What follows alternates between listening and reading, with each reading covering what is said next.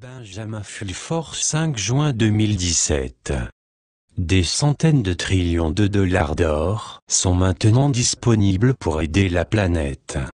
Ce samedi, une délégation de la Société Dragon Blanc, incluant cet écrivain, se rendra à Bougainville aux îles Salomon, pour rencontrer le roi David Pay II, afin de discuter de la réouverture de la mine Panguna, qui contient environ 170 billions de dollars d'or et de cuivre. En outre, 6 autres sites miniers sur l'île sont sous le contrôle du roi David et de ses habitants, ce qui signifie que des centaines de trillions de dollars de minerais peuvent être mis à la disposition des gens et des êtres vivants sur la planète Terre. Le montant total de l'argent dépensé par l'OCDE pour le développement en 2016 était de 142,6 milliards de dollars, donc si même une petite fraction de la richesse d'un seul des 6 sites était utilisée, au moins 10 fois plus d'argent que ce qui est actuellement dépensé serait disponible pour aider les pauvres et protéger l'environnement. La mine Panguna a été développée par la société Rio Tinto, contrôlée par Rothschild. Quoi qu'il en soit, les habitants, en colère contre la pollution causée par la mine, comme par le mauvais traitement qu'ils ont subi par les propriétaires de la mine, en ont pris le contrôle après une longue guerre de résistance. Les représentants du roi David prétendent également que les Rothschild, propriétaires de la mine, envisageaient de détruire toute l'île, afin d'en extraire la richesse minérale. Vous pouvez être sûr, en fonction de leurs antécédents, que les Rothschild ne prévoyaient pas dépenser l'argent qu'ils espéraient en tirer, dans le but d'aider la planète.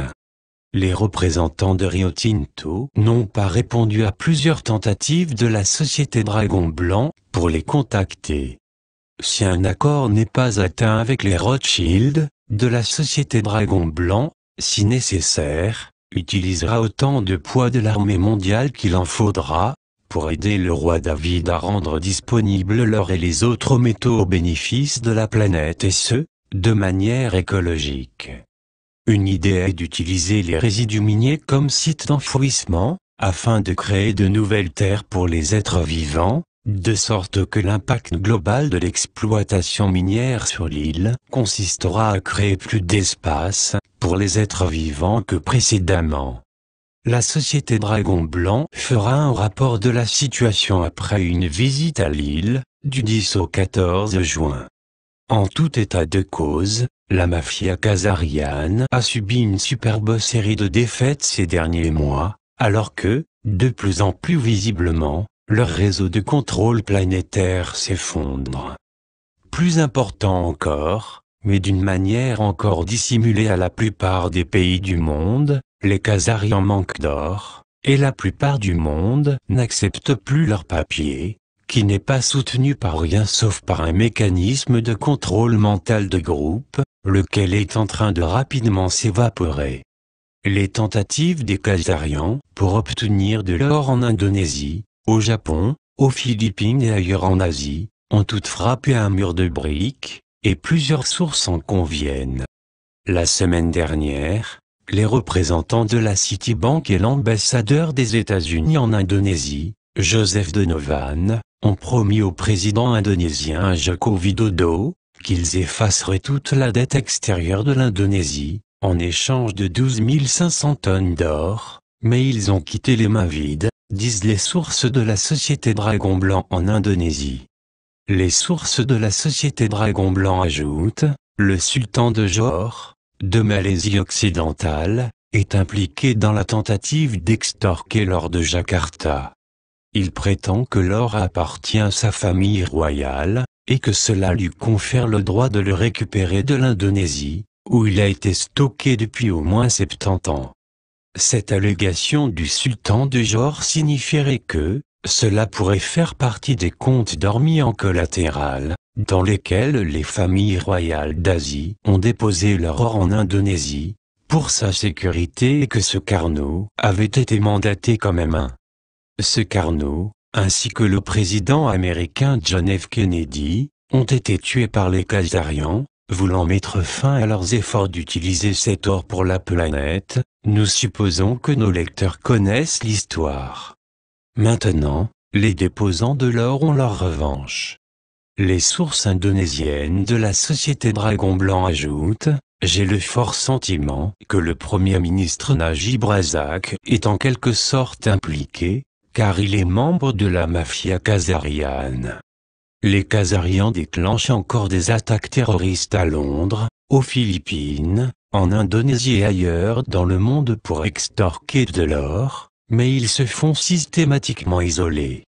La réunion Bilderberg, des meilleurs serviteurs de la mafia khazariane, laquelle vient de se terminer le 4 juin, était la rencontre de perdants dans cette bataille pour la planète Terre. Lors de cette première rencontre depuis la mort de David Rockefeller, le top maître des Khazarians, son intermédiaire, Henry Kissinger, a multiplié ses efforts pour devenir le nouveau souverain secret de la planète Terre. Cependant, sans or et sans Rockefeller derrière lui, Kissinger n'est qu'un vieux coussin gonflable. La tentative des Rothschild de prendre le contrôle total de la planète, suite à la mort de Rockefeller, a également subi un énorme revers, lorsque Donald, le président américain, a renoncé à leurs accords de Paris. Trump a quitté les accords de Paris pour faire cesser le commerce sur le carbone, et exposer le canular du réchauffement climatique, ont expliqué les sources du Pentagone. En outre, au sein du régime Trump, la faction sioniste globaliste Goldman dirigée par Gary Cohn, l'ancien souffleur de Goldman, et Jared Kushner, a été écartée par la sortie de Paris, alors que Trump nettoie la maison, continue-t-il. La faction Bush de la mafia khazariane est également en mode panique totale, car de plus en plus de leurs crimes sont révélés au grand jour, ajoutent les sources. La semaine dernière, selon les sources du Pentagone, des tueurs à gages de Bush ont tué l'ancien président panaméen Manuel Noriega, pour l'empêcher de moucharder sur le trafic de drogue et la corruption de la CIA. Il y a aussi des démarches pour arrêter les premiers opérateurs néocons de Bush, comme David Petraeus, l'ancien chef de la Mike Eden, et de retirer et arrêter le conseiller américain de la sécurité nationale, H.R. McMaster, disent les sources. Les accusations portent sur la réception et la fuite d'informations classifiées, disent-ils.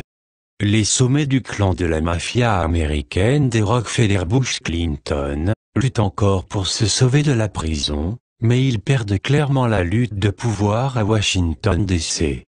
Il y a aussi une énorme lutte de pouvoir en Chine, selon des sources vietnamiennes.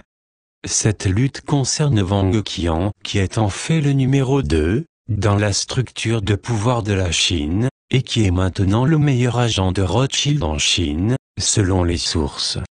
L'homme mystère Govangi, qui a été photographié récemment avec Jacob Rothschild et le Dalai Lama, et qui maintenant est apparemment Omar, à l'Argo Resort de Trump en Floride, a publié, la semaine dernière, une vidéo qui a rapidement été retirée d'Internet, affirmant que Wang a d'énormes liens avec les Skull and Bones et les francs-maçons, disent les sources.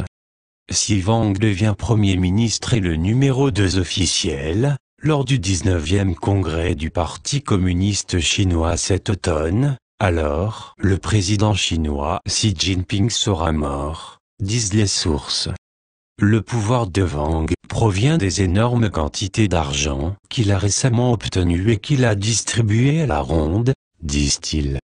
Ces mêmes sources, qui ont accès à des hauts niveaux de renseignements sur la Chine, disent que Xi Jinping est dans une position très dangereuse. Il peut, soit essayer de continuer la domination communiste, auquel cas d'autres groupes d'intérêt tenteront de se débarrasser de lui, avant la fin de son mandat, disent les sources, ou, sinon, il peut mettre fin au communisme, comme les soviétiques l'ont fait dans les années 90. Les mêmes sources disent qu'un autre transfuge senior chinois, Ling Jua, a donné aux États-Unis une bien meilleure information sur les sous-marins, les codes nucléaires, etc. en raison de son opposition à Wang, lequel est contrôlé par les Rothschild. Même si ces sources sont fausses, il ne fait aucun doute que la situation chinoise demeurera turbulente sous la surface, d'ici le milieu de l'été, alors que le prochain Politburo devrait être officiellement annoncé à l'automne.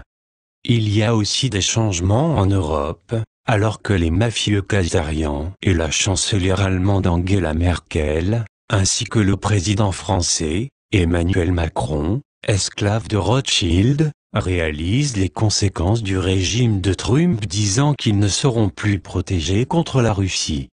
Le résultat, après une première réaction de hoquet et de tout sautement par les Français et les Allemands, a été pour les deux pays de commencer soudainement de faire la cour à la Russie. Il y a également une sorte de schisme au Moyen-Orient, avec l'Égypte, l'Arabie Saoudite, le Koweït, le Bahreïn et les Émirats Arabes Unis, coupant soudainement toute relation avec le Qatar. Le Qatar abrite le réseau de nouvelles Al Jazeera, et une base aérienne américaine importante.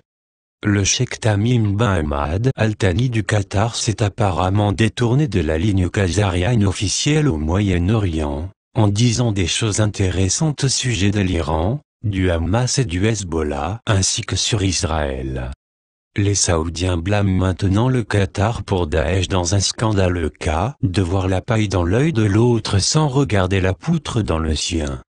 En réalité, la lutte est presque certainement liée au fait que le Qatar est arrivé à une entente avec la Russie et les Syriens, au sujet d'un pipeline, pour exporter son gaz, alors que ce n'est pas le cas pour les Saoudiens.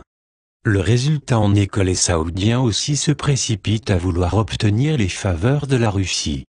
Jusqu'à présent, il semble que les Russes les aient invités à dépenser leur argent dans des régions éloignées en Arctique. Traduction Estelle Pénote de la traductrice. Pour ceux qui comprennent l'anglais, je suggérerais vraiment que vous vous abonniez à la lettre hebdomadaire de Benjamin Fulford et à Gaia.com. Les gens comme eux travaillent fort pour nous, et ce, au péril de leur vie. Les soutenir est un tout petit moyen de leur témoigner notre reconnaissance. benjaminfulford.net et Gaia.com